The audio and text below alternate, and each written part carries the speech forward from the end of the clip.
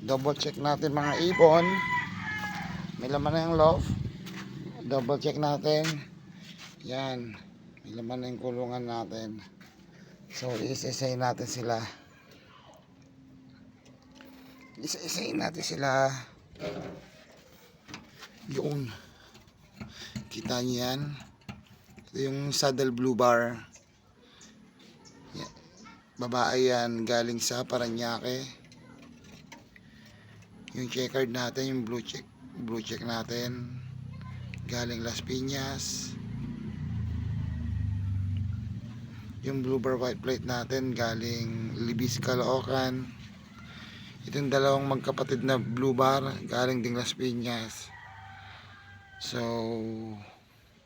itong dalawang blue bar at saka yung blue check natin, yung mga lahi niyan is, mga magulang niyan is medyo may dinalang ano sa BBC Cavite, ganun, karangalan, yung mga magulang niyan. Ito bali ba itong blue check na to, kapatid pa rin nila sa, hindi ko alam kung sa tatay or sa nanay.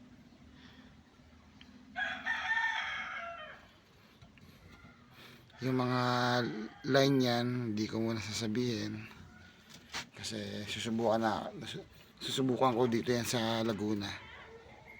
So as of now, hindi pa ako lumalaro ng karera kasi bata pa to mga to.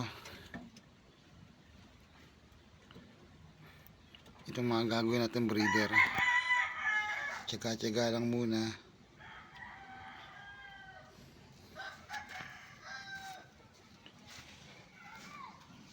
O yun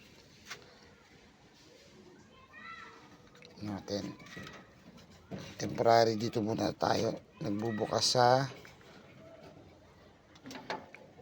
release door kasi yung main door natin is wala pa.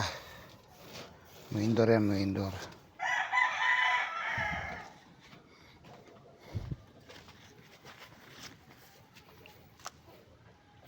Ito, kinapos tayo ng materyales, pero before February, tatapusin ko sa February.